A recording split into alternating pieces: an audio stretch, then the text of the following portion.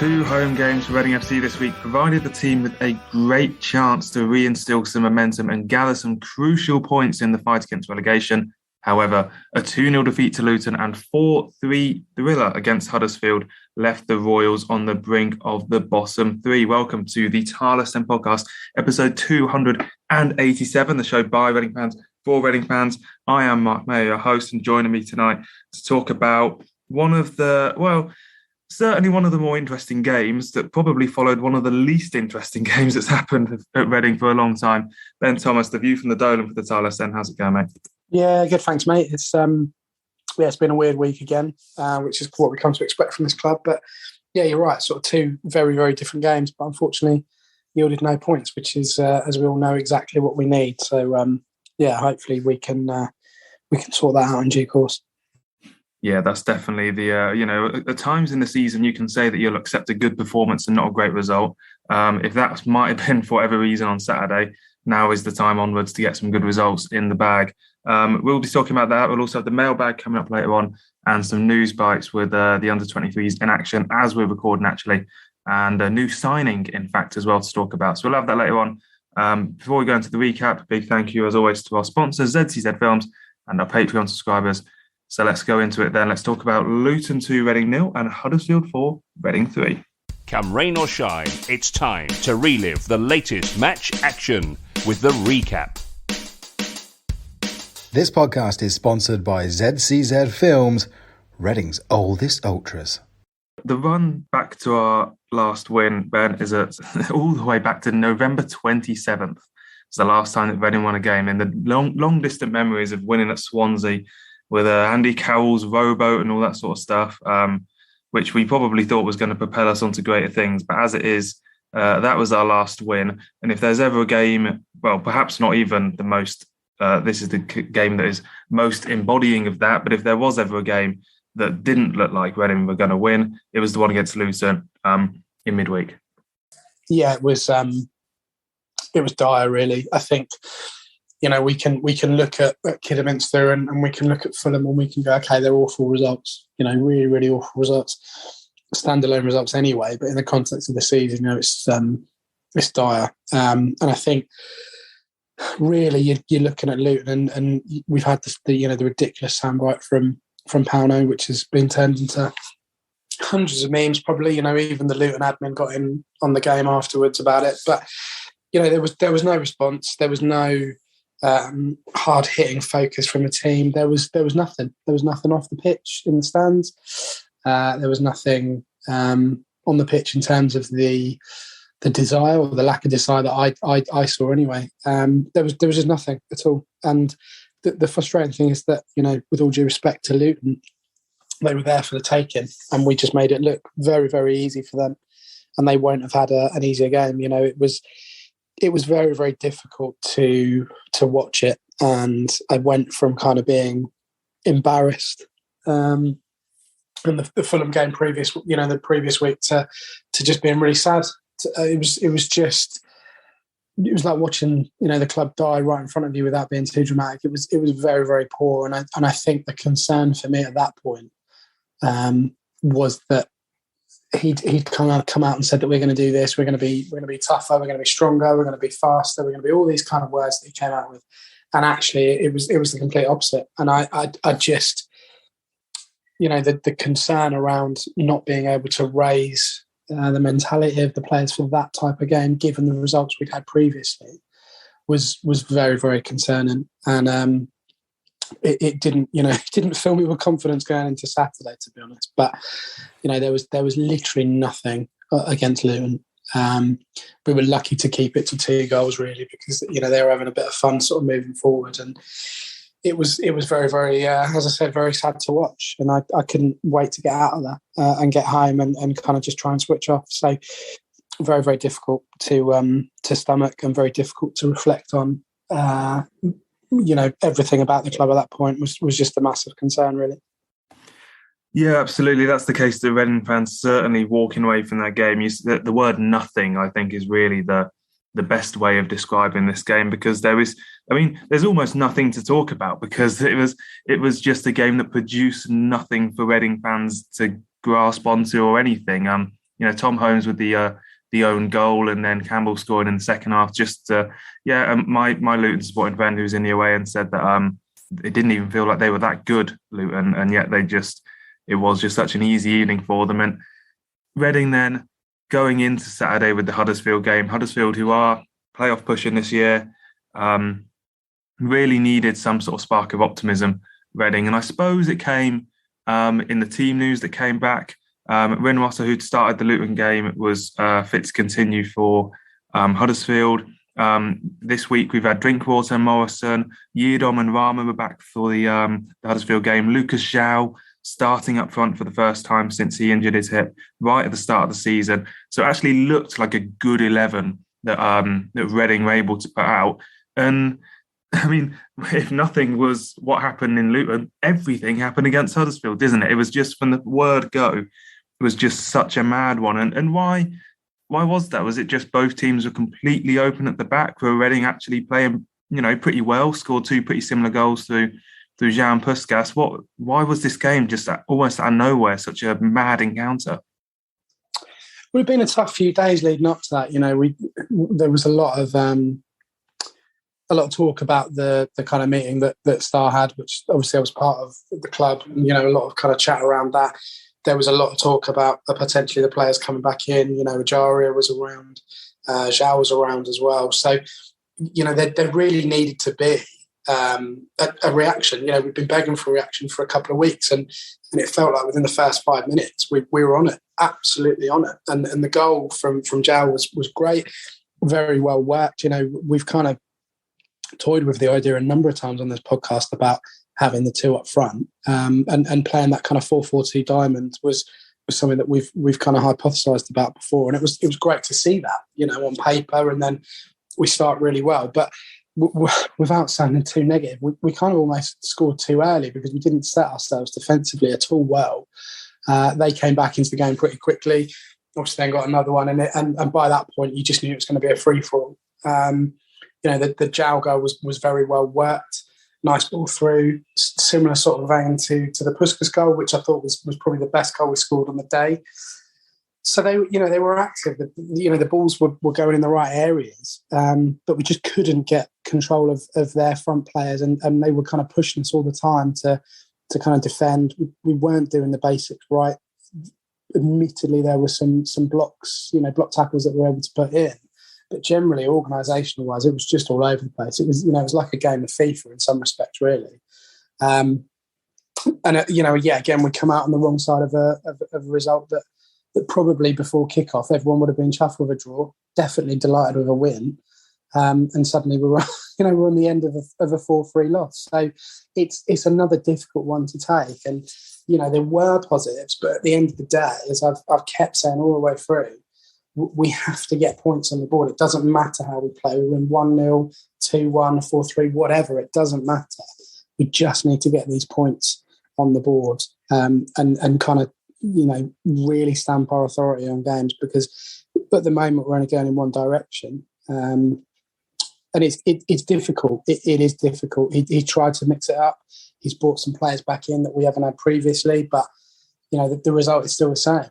So are we looking now for him to kind of play that role with those players? Are we looking for him to then change it up for QPR in terms of formation and tactics? Very, very difficult.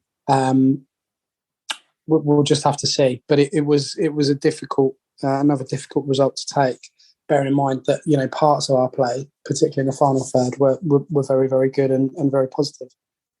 Well, that's the thing, and I want to get onto the kind of positivity element in a second, but for just on the performance of itself, I mean, George Puskas scoring, he deserves credit to have finally broken the deadlock for his season. It shouldn't have taken until the end of January, but it's happened now. It's done. We're all very happy for him and very pleased that he was able to make that contribution. But I suppose almost the Zhao goal in particular is probably one of the first actual enjoyable moments we've had at the Select Car Leasing Stadium I guess the Derby game, which in itself didn't exactly last very long, did it? On the defending, maybe playing devil's advocate a bit too much here, but were we actually as bad as 4 goals conceded suggested? Because the first goal was deflected. Second one, it's not great, but it's a bit of pinball. It kind of lands at the right man, and it falls nicely for Huddersfield, doesn't it? It doesn't always do that. The third goal is just a keeper error, and the fourth goal is a really good hit from outside the box.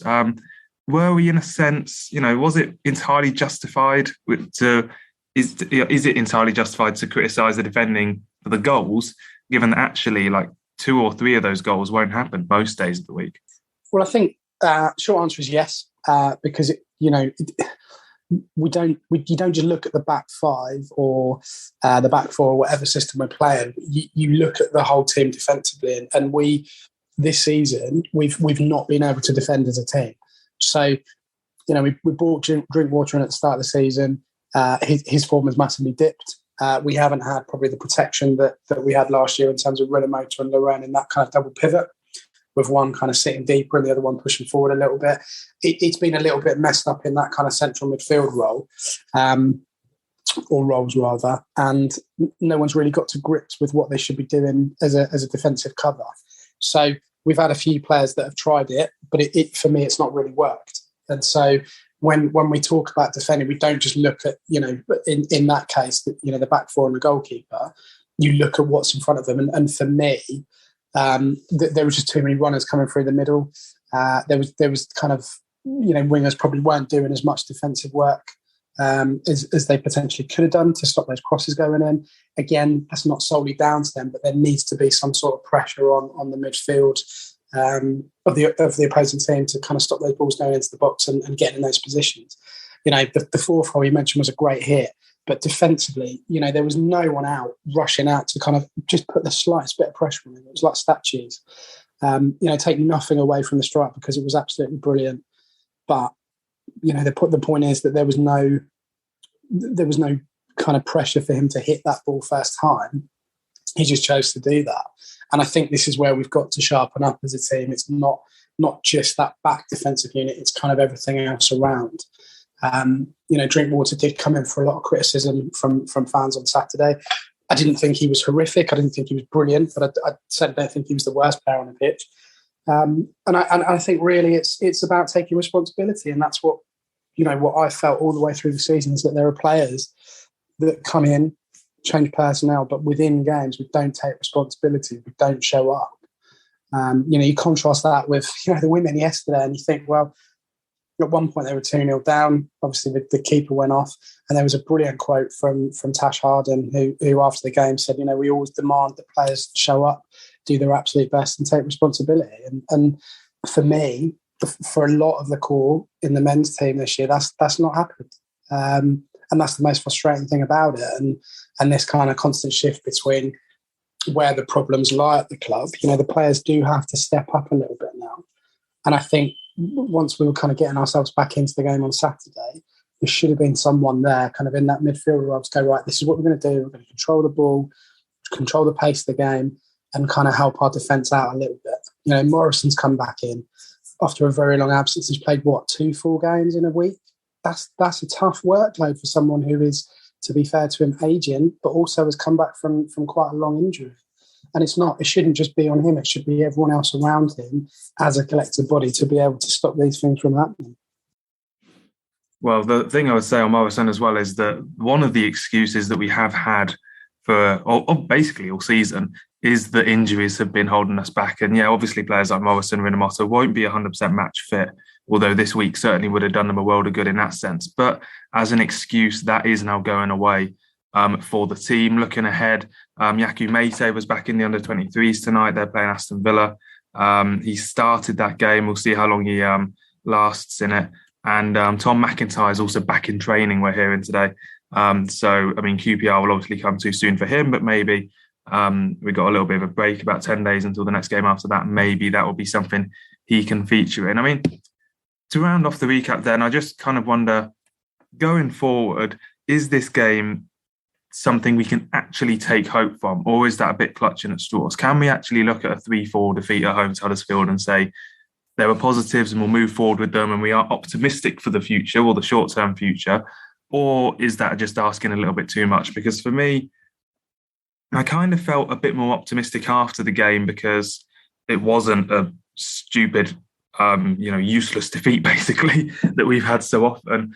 But we have got some, we've got some really tough games coming up, and we go to QPR next. We'll talk about that later, but they're on really good form. Then we've got the weekend off, I think, because the Stoke game is postponed because they're in the FA Cup next round. And then after that, we've got Bristol City away. So, 2 really tough games coming up. Obviously, 2 games that we're very capable of going and doing well in. But it just feels to me like after this game kind of settled down and the madness of it, I just kind of felt that other than the players coming back, and obviously, I don't think that defending for the goals in particular was horrific. And I do think that the goals we scored were decent. But it does kind of feel for me that we haven't necessarily gained that much from where we were kind of 3 days beforehand after this game. Well, I think the main thing that I took away from it was that there is a bit of fight and there is a bit of resilience in this team. Coming back from what, 2-1, 3-2, whatever it was. I can't remember the scoring sequence now. But there is an element there that we know now that there is something left in the tank with these players. And I think up until that point, certainly at the turn of this calendar year, we'd not seen that. We had Derby, Kidderminster, Fulham, Middlesbrough. And then this was kind of the first game where we got an opportunity to be able to say, well, hold on, there is something still there. There is a little bit of fire burning in some of these players. The flip side of that, though, and I know you talked about trying to get positivity, but that's got to be the bare minimum from anyone supporting a football team, whatever level they're at. You've got to have fight, you've got to have passion, you've got to have desire, and you've got to have a bit of resilience. And we've not seen that for weeks with this group of players. So my kind of concern would be, well, why are they able to do it in that game but not in the Luton game? And you can talk about different players coming back, as we've mentioned, but it's just the mentality of the players there as a group. And I hope I'm wrong. I hope in 3 weeks' time, 4 weeks' time, we're sat there having 1-3 on the bounce or whatever. We go, okay, we have turned a corner. But the point is we're still losing games. We have scored. I said this straight after the game. We've scored 3 goals. And they were all right. Certainly the 2 goals were brilliant. The link-up play from the midfield to the strikers were fantastic. But ultimately, we still don't have the points on the board. And I hope that they can look at the Huddersfield game and go, well, we can recover from some of those setbacks in the game. We've not been doing that previously. So as a collective body, have we taken steps forward here? I'm hoping that they look at that and say yes, and they can use this to kick on. The players coming back have got a point to prove. Of course they have. They want to play. They seem eager to get out and do that. Obviously we mentioned Yak's kind of playing, what was it, half a game he played today, something like that. Tom McIntyre coming back. So there is a little bit of hope there, but I just really hope that they understand now that the situation we're in is pretty bad from a league point of view. And if nothing else, just go out and give it a bit of fight, a bit of passion every single game, because we've not seen that previously. So that would be the kind of the one positive that I take away from that. Moving forward into the next block of games that we've got. Well, yeah, we'll hear from Veljko Paunovic now before we go, and later on, and we'll be talking about that QPR game that now seems like, it always seems like a big chance to turn the season around at this stage, doesn't it? That's on the horizon with a free midweek. But let's go. Yeah, we'll hear from Veljko Paunovic now, then we'll go into the mailbag and hear what you guys are saying out there on the Twitter sphere. I think overall improvement, much better cohesion, aggressiveness from the beginning. We started taking the lead. We started very well. I think determination was fantastic today. Recovered important players for us, like Lucas, like Baba, Yates, Puskás, Moro. That helped the team a lot to improve in overall performance, especially in attack. I think in attack we were very, very strong, 3 goals, and dangerous in most of the 75 minutes until, for obvious reasons, we lost a little bit of freshness and clarity. But those are the positives. Negatives, 4 goals conceded at home after scoring 3. It's unacceptable. For all the latest Reading news, analysis and opinion, visit the website at tilehurstend.com. I just realised that my exit there from the recap sounded very much like a bit of a midday radio DJ, like, and we'll hear from you guys on the Twitter sphere. I quite enjoyed it, actually. That's quite good. I was chuckling to myself. Yeah, I'm not keen on the Partridge-esque comments, but there we go. We'll hear from Team Bennett first. So you can always get in touch on the Twitter, the Facebook, and the Gmail, the tilehurstend@gmail.com, to get your thoughts in and everything like that. And we always put out the question on the Twitter to hear from you guys, to ask for the questions for the mailbag. We'll get on to what you did when we asked that in a bit. But Dean Bennett with the first question this week saying, do you think Reading are League One bound? Do you see the manager turning this around? And I suppose this is what we haven't particularly been doing on the podcast recently, Ben, is laying our cards on the table and saying, do we actually think Reading are going to go down? And, you know, from what we've spoken about, and I think it's funny as well that don't even talk about anymore, because Paunovic, we've had our kind of, you know, debates over whether we want him to stay, and then I think most of the fan base has now just settled into the fact that probably do want him to go, but he isn't, and that's kind of it. So getting angry about it and debating it more and more feels a bit pointless. So in terms of, do I think Reading are going down? I still don't.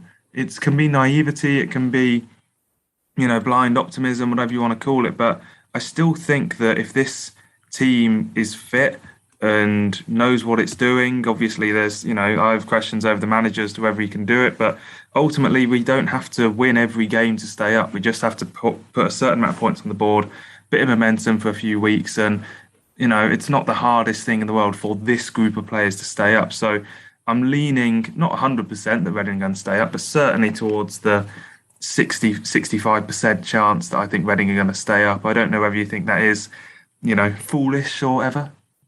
No, I mean, you know, first of all, it's a great question, Dean. Honestly, I said this to him earlier. Well, I didn't say it to him. I said it virtually on the, you know, the power of Twitter. But it's a stunning question, and it's something I've been thinking about sort of since he posted it. Not in a weird way. I wasn't thinking about you like that, Dean. I'm just saying I'm thinking about the question. All right.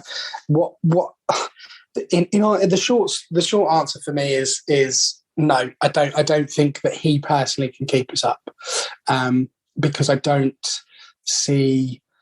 You know, I'm gonna go back to that Luton game, and it will either be the game that relegates us, or it will be the game that has somehow galvanised the team.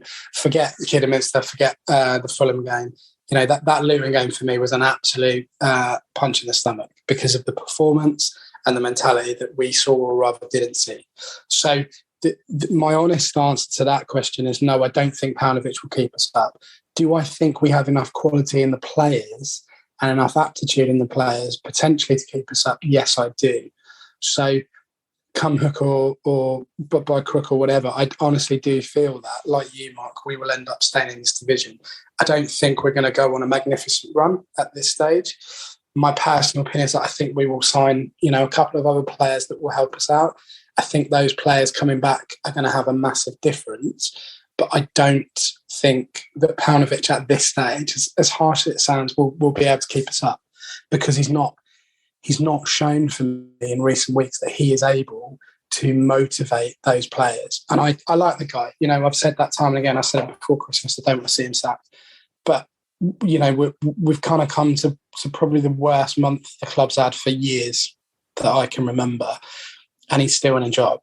So I honestly cannot see anything changing on that front now. I really can't. Bearing in mind he's out of contract in the summer anyway. Everyone knows that. From the club's point of view, from a financial point of view, what's the point of getting rid of him? Now, we'd say as fans, yeah, we want to see someone else come in to galvanise this group of players. But I still think, again, like you, Marc, it might be naive, but I still think there's enough of a mentality shift in that team to be able to keep us up. That's my honest answer. I hope that we do stay up. I've never been more concerned or anxious about the football team and the football club than I have right now. And I think us getting relegated would be an absolute disaster for a number of reasons. But something just tells me that there is enough quality in that team to be able to keep us in the league. And I know people say, we haven't seen it, where have they been? But, you know, there's mitigating factors that have been with us throughout the season where that's not been able to happen. And, you know, Saturday, we saw the strongest squad that we've seen in a long time. And, you know, we were we were close to winning. I know that's small comfort because we didn't, without contradicting myself, but we were in the game and we were competitive. Chuck in another 2 or 3 players that we know their quality, we know what they can do on their day, and we've got a very good match day squad there. Whether or not he's able to use them effectively, I don't know. I don't think that he can. I don't think that he knows how to do that. But there is something telling me that we will be all right and we will be able to stay up. Yeah, I suppose I don't think we can rule out Paunovic going before the end of the season. It is only January, and we've seen things happen quickly with Reading at the moment, whether that's because they've been brewing and we just don't hear about it through the media or whatever, or because, De Jong makes up his mind one night and then the next morning Paunovic will go or whatever. But I still think there's a chance that he could go. But yeah, it definitely feels like he's sticking around. And I do think that ultimately, the manager who could get us to 7th place last year is still capable of us avoiding relegation. We're not even in the relegation zone at the moment. I think Peterborough are playing tomorrow night with a game in hand, but even so, I still think that I'm edging on the side of us staying up. What happens next season when all our players leave, we'll talk about that later, whatever league we're in. As I say, the tweet that we asked out earlier today to get some questions for the podcast, quite a lot of questions of this nature. So I'm just going to ask the one of them from Matthias saying, can you explain to us in layman's terms everything we need to know about Keir Ratchbin, his relationship with the club, manager and players that we've had here? Now, for those who aren't aware of Keir Ratchbin, he's the agent of several top football players, as he has been for decades. Very big name in the game, whether that's Reading or whatever. I think he's had very close ties with Everton at the moment, which I don't believe their fans are too happy about. And the same can be said for Arsenal. Just stating facts that they're not particularly happy about what that relationship is. But the stating facts, officially, he hasn't got a relationship with the club. I believe I don't know, you in your star meetings, Ben, might know more about what the club accept goes on, but kind of him being a close personal friend of De Jong, I think has been reported / well known. He's been involved. Reports suggest that he's involved in basically every transfer, but I believe that's kind of been denied, and that his influence with the club, certainly there is no official capacity that he has with the club, but he's obviously kind of, to some extent involved. And I suppose the annoying thing for fans is that we actually don't really know the degree that he's involved in. Who are we talking about, sorry? Keir Ratchbin, or does that letter come through does it come through the letterbox for you? Yeah, no, I don't know that name. Is he important? Is he? We got another question? No, I'm joking. Yeah. So the official line, and everyone knows this, is that he's a friend of the owners. He's attended games with the owner. Nothing we're saying here is out of turn, right? Now, according to what I can see, which everyone else can see, this is not like a star secret society conspiracy theory going on. He runs, or is part of a company called Sports Invest, and from what I can see, and from kind of the research that I've kind of done separately, we've got Nelson Abbey and Kamara on the books of that agency, right?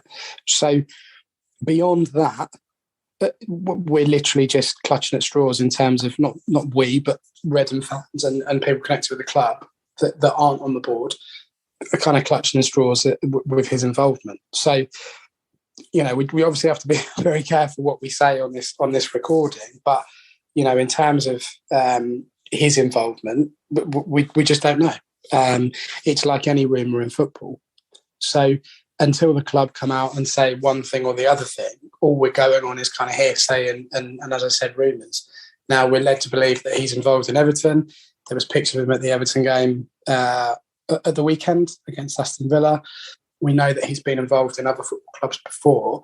But again, if you went back to kind of the fan base of those clubs, they'd probably tell you something completely different in terms of his involvement and what their view on him is. So it's very, very difficult. And I know that Math is trying to get us all thrown in prison with that question, but it's a difficult one to answer because we have no factual information based on that. He's not listed as a staff member at the club. We know that he's been in attendance, as I said, but that's pretty much it. And I think, that becomes very concerning for kind of Reading fans in general, because, we all like to know where we stand. We like to know who the owner is.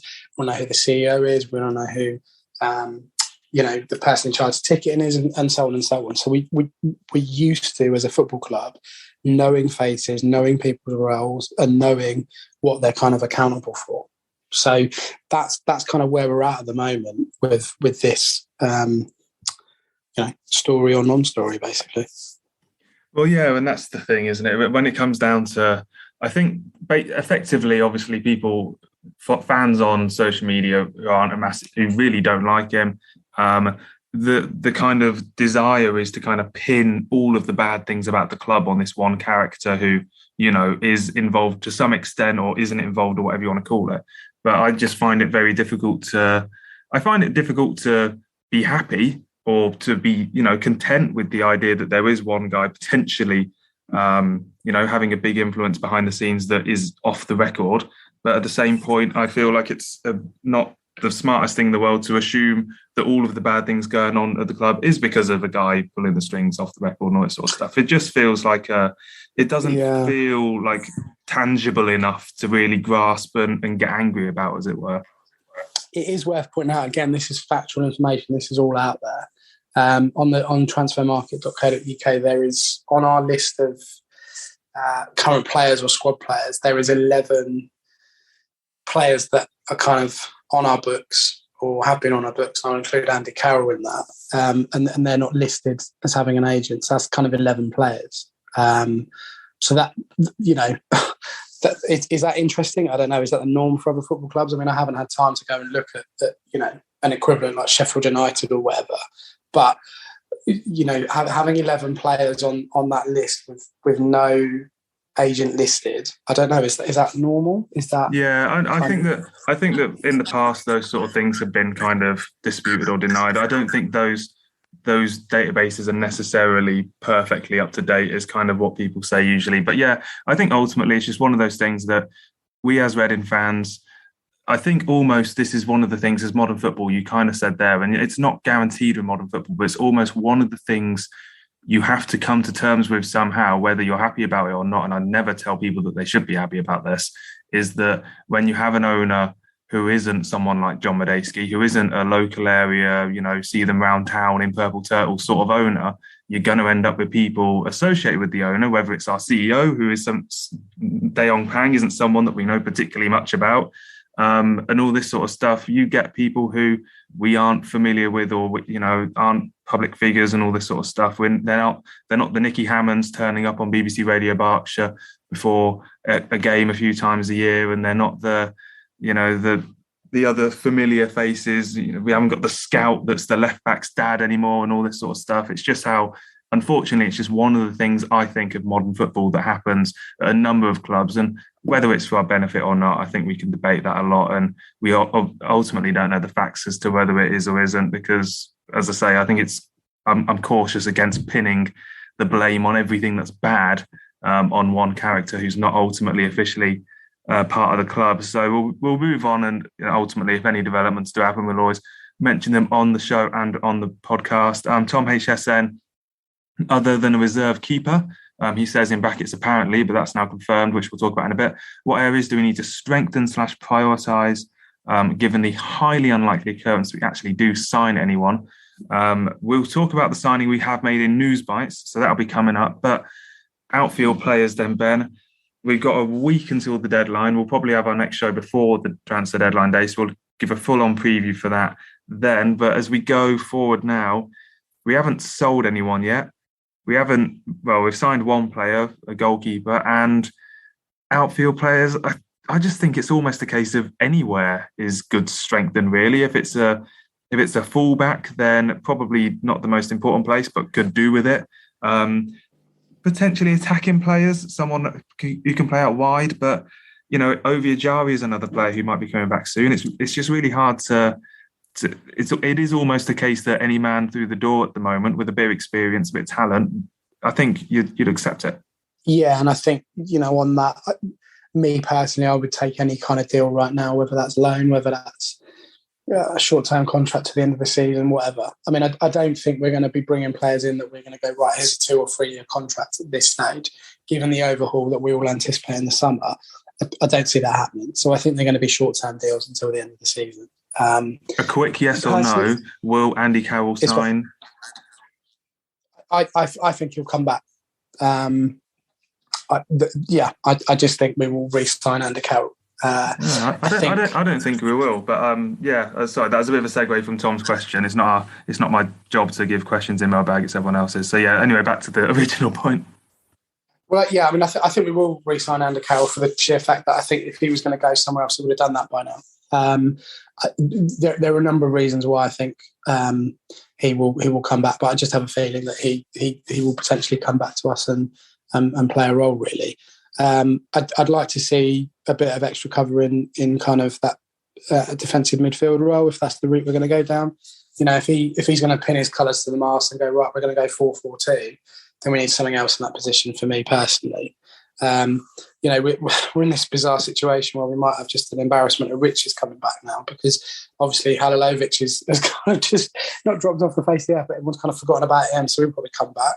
You know, if we get McIntyre back pretty soon, we've got and Scott Dan as well, then we've got 4 able-bodied centre-backs. So, yeah, I mean, I think anywhere they could look at and go, he can add a bit of bite, a bit of experience, a bit of know-how to get us out of this position, then, yeah, for sure. It does depend on what we let go. You know, there's obviously been rumours about Puskas going on loan to everyone in Europe, it seems. John Swift rumour has kind of gone quiet. Obviously, the question mark around Liam Moore, although I don't, you know, as you guys said last week, I don't think he'll play in a red and shirt again. So I think he's out the picture regardless. We can count him out. But I just think anywhere, yeah, like you, I just think anything we can do that's going to kind of help us out. You know, technically we've got two spaces left in the squad with Raphael and Carroll going.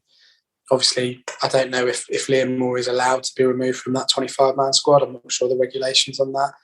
Ollie put out a tweet earlier about, you know, the new goalkeeper, which we'll talk about later, not actually registering to be one of the 25 because of the amount of appearances he's made. So there is an element of that, really, where we've got a few spaces to fill, and you know, everybody will be able to kind of help us out, or rather, anybody will be able to kind of help us out at this stage. But I just feel that we're, you know, getting those players back and getting extra players in will kind of help us out massively, kind of moving forward into the next set of games that we have. As I say, we'll see by transfer deadline day what Reading can pull off. Paunovic has kind of suggested that we'll have to sell before we can buy, but even on the sales front, in terms of rumours and whatnot, it doesn't feel like there's particularly much going on that front. So we will see. Let's head into Newsbites now and talk about the new man who's arrived today. Keep up to date with all things Reading FC. Follow the Tilehurst End on Facebook and Twitter. Carl Hine of Estonia and Arsenal is Reading's new goalkeeper. He's the first signing of the month. He's arrived on loan till the end of the season. This follows Raphael's confirmed move to Cruzeiro last week, so he's effectively come in as the backup goalkeeper. It's an interesting time to do this deal, I guess, really, isn't it? Because Reading have basically given Luke Southwood the number 1 goalkeeper shirt without kind of any, you know, there's not been any competition really, with everyone knowing that basically Raphael was on his way out. James Holden, the under-23s goalkeeper who's playing tonight, he was the one on the bench for the Huddersfield game, which we presume Hine and Southwood will now compete for. I suppose the questions that have been kind of floating around today since the signing, whether it's worth signing a goalkeeper at this point. We've had Jokal Anderson, who was at Morecambe, has come back from his loan stint, although given the fact that he's not featuring for the under-23s at the moment, kind of suggests that he's either about to leave on loan again or is injured. Konya Boyce-Clark again, I'm not entirely sure where he's at the moment because, as I say, not involved in the under-23s and also not out on loan anywhere. So it's an interesting one. Personally, I'm for it because I think with Southwood's errors recently, we're all very kind to academy players at points, and certainly young players, and that's good that we are like that. But fundamentally, those errors have cost us points recently. And if Hein is someone who's A, cheap, which I assume he is, there's no reason he'd be on a big wage at Arsenal, and B, young, talented, eager to go and get some games, I think it's a decent signing. I mean, I've kind of tempered my view a little bit because earlier I just couldn't understand it. It just absolutely baffled me. And I think it was probably a bit of a, kind of an emotional hangover from the kind of weekend and other bits and pieces around our football club, really. So firstly, it's always good to kind of have different opinions floating around. And I can see why, yourself and someone else that commented on the tweet I put out was actually this kind of does make a little bit of sense. What I kind of don't understand, and maybe I'm about to answer this myself, I don't know, but we obviously had Anderson on loan at Morecambe and we brought him back for like a week, clearly because the club wanted to take a look at him. They've clearly decided that he's not going to be able to challenge Southwood or whatever for whatever reasons. As you said, we don't really know what's happened to Boyce Clark, so kind of take him out of the picture altogether. Holden was on loan at Maidenhead, I believe. So that's that. All due respect to him, it's not the right environment to chuck him into a relegation battle at the bottom end of the Championship. So they've clearly seen something, I hope, in terms of the recruitment group to do with this goalkeeper. They think he will be able to help us.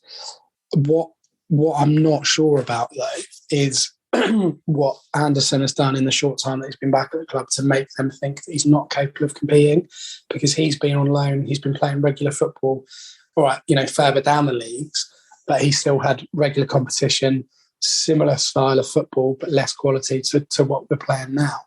So what I'm not sure about is what's happened to him to make the current coach and staff think, okay, well, he's not capable of competing at the moment.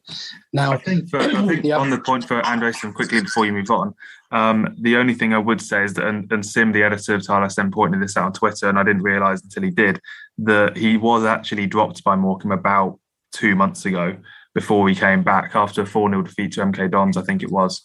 That was his last game. So ultimately, I think by the looks of it, the fact he's not playing for the under-23 side, can only assume he's going out on loan again.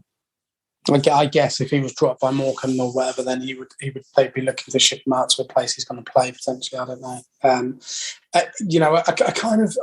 I do kind of get it in some respects, because obviously Raphael was on wages that we probably couldn't afford or didn't want to afford at this stage. So that makes sense. And fair play to him for kind of cutting and running on that contract, because a lot of other players wouldn't have done that. So huge respect to him for doing that. But I'm just not sure that the age and profile of this guy coming in, that, if we're going to say, if the coaching staff are seriously considering dropping Southwood, which again is could have a podcast on itself, is this guy the right one to be coming in? Bearing in mind he's had very little football, he's very young, and he's on loan with us as well. I might be wrong. I hope I'm wrong. And if he does come on and he plays, best luck to him. I hope he does the best that he can. But I don't know. I'm just not sure it really fits where we're currently at the moment. And I think, reading the room, a lot of people kind of feel the same way as well. So time will tell. But something tells me I'm just not really convinced on this particular signing at the moment. No, and it's a fair point about his lack of experience and everything. That's almost what you don't want as a Reading fan at the moment. You want someone you can rely on ultimately in between the posts. We obviously had Emi Martinez came in a few years ago. I saw someone put on Twitter, and quite rightly they did say that people doubted that move when he came in. Obviously, he's a different level of experience, and he proved to be a masterstroke. One player who did come in with a very real lack of experience was João Virginia, the player from Everton, who ultimately ended up playing about 2 games, making errors in both, and that was that for him. That obviously isn't something the club can really afford to do at the moment. So hopefully Karl Hein shows to be something else. There's also a very realistic chance he just sits on the bench the entire time, which I'm sure Arsenal probably aren't happy about, but then maybe that was the only offer they got. So we'll see how it goes. Obviously, the QPR game on Saturday, we'll see whether he will be in the squad. I think it's safe to say, but whether he starts or not is certainly something that's worth keeping an eye on before the lineup is announced. For the rest of the Newsbites, we'll go around the teams then, around the other teams of Reading FC. The under-18s beat Norwich 4-1 on the weekend. That bumps them up to 10th in the Premier League table with 3 league wins in a row now. They've got Brighton next on the 5th.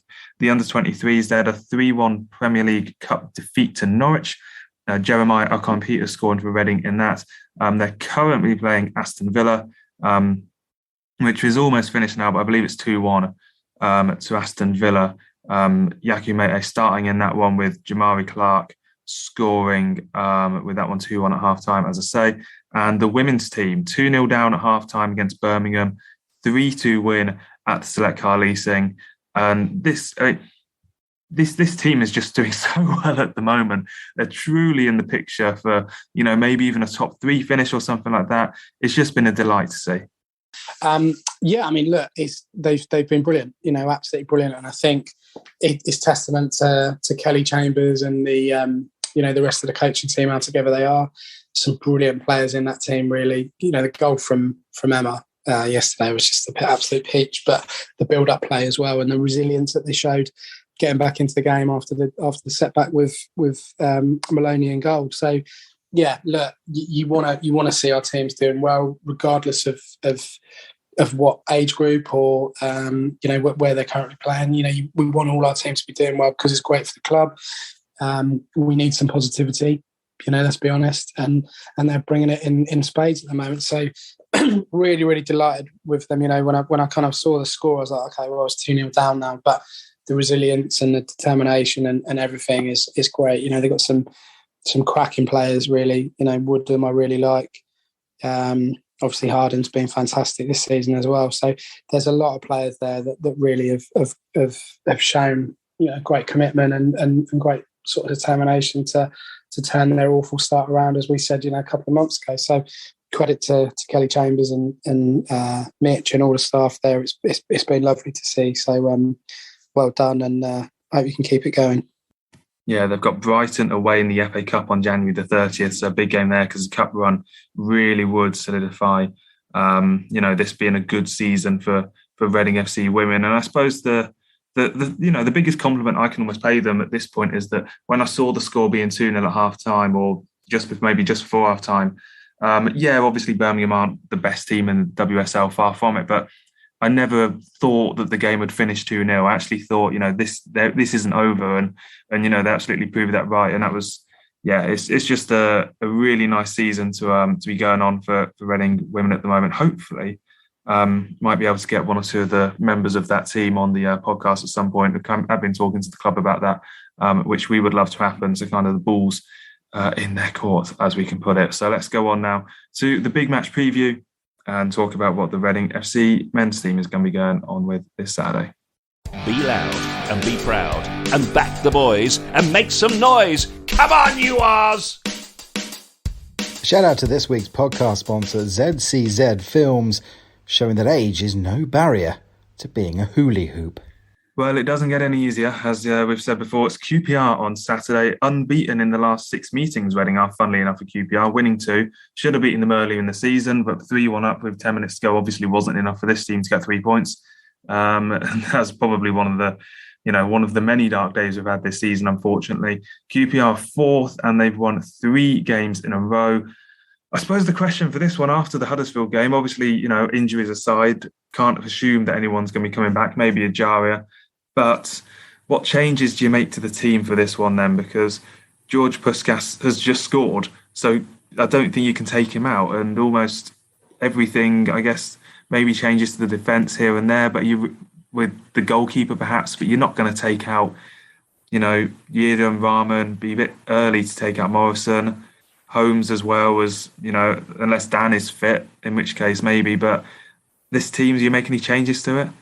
It's difficult because, although they shipped 4 goals, like as you said, Mark, there were kind of green shoots, and I said immediately after the game, I think if he sticks with this system for the next game, the QPR game, then he'd be well within his rights to play the same players, because if he does that again, it doesn't work. Okay, then we'll flip it around. But that was the first time we've done that, and there were parts to the system that worked quite well. Obviously, parts that weren't. Now, we don't know if that's because of the shape or the fact that the players were having an off day, or just, Huddersfield were better than us in some of those departments. We don't know. So for me personally, I would like to see that team and that system play again, just to see if there's any kind of more improvements. Now, we're all looking at QPR. There's very few Reading fans, if any, that think we're going to go and win the game. So we're heading into a situation where we've got that game and then we've got, 2-week break? Because obviously the Stoke game's been moved. A week and a half, something like that. 10 days minimum anyway. And so that gives them more time it gives them more time to gel, gets more people to come back in. Now, obviously, if that's a complete disaster, then it answers his question and he moves it on. But for me, I say we've got nothing to lose, and it's not a throwaway game, but that we're not expected to go and do anything in that game. So we may as well see if we can cope in that system and do something in that system against a team that are very, very good at this stage, and see how we perform and fare against them. You could question that maybe Drinkwater sits out, but then who else do you bring in that position if there's anyone else available at that point? I don't think he'll change the defence, as you said. I think that upstairs it is. I think we would have had a week on the training pitch to be able to work this system. So it would, I don't know, it would just seem foolish to me at this stage to completely rip it up and start again, because we've not been able to field a consistent team. We've not been able to field a consistent system that's shown any signs of working for periods of time this season. So, yeah, I'd just leave it as it is and see how we get on. No, I would as well. And I think ultimately, if you're talking about going back to a different system, well, what system has been good in the last few months that's worth going back to? Is it the system that we lost 7-0 in, or the system that we lost 2-0 in? It's not. There's nothing out there for me that is particularly better that's worth moving back to. You might, I'm not expert in how QPR play, but you might find yourself a bit exposed in a 4-4-2. Ultimately, if you got Rinomhota and Lauren in there with Drinkwater and Swift, I think that's a near enough a complete midfield that you need it to be at this level with a bit of organisation. Just to add to that on the system, people have argued all the way through the season there's been no system, no plan. I think the one thing we can say about Huddersfield is there was a bit of a plan, there was a bit of a system, and the idea was to get the ball forward as quickly as possible on the floor, using the kind of wingers, using Swift in that kind of advanced midfield role behind them to kind of slot those balls through, and it worked twice. So, very early on in the game against Huddersfield. So again, I just feel like because that particular system sort of worked, whereas we haven't really had any evidence of any other systems previously, just carry on with it and just let them develop it in their own way and kind of start to let their individual quality shine within that system. Yeah, I think that's certainly probably the best hope that we've got at the moment. Let's talk predictions then. Handbags and Ollie were the only ones to predict 2 defeats this week. Ben, unfortunately, you didn't get any with Westy. So with myself, Sim and Adam all picking up a single point. The standings are as follows. Westy's on 23 points, Ollie 21, Adam 20. Handbags, after that, we're just far behind. So those are the guys who are topping the tables at the moment. The prediction for this one, I think I'm probably going to say a 2-1 defeat, because I think that we probably will score, certainly playing, the way we played against Huddersfield. I do think that we'll get a chance to have a few attacking moments and everything. But fundamentally, unless we are significantly improved or QPR have an off day, this just feels like the sort of game that they'll just kind of rock up and win.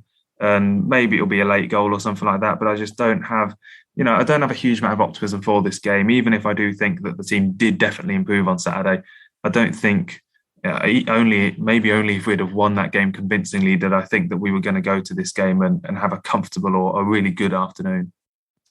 Yeah, next time we do this, can you just ask me first? Because it just looks like I'm copying now, because I literally wrote down 2-1.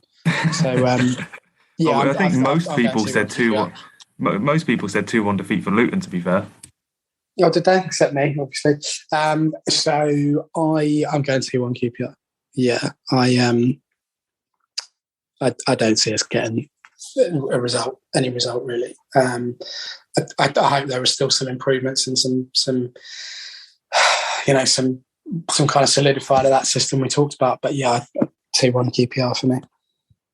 Well, as I say, we are unbeaten in our last 6 meetings. So maybe there is something to hold on to for Reading as we go to the Kian Prince Foundation Stadium.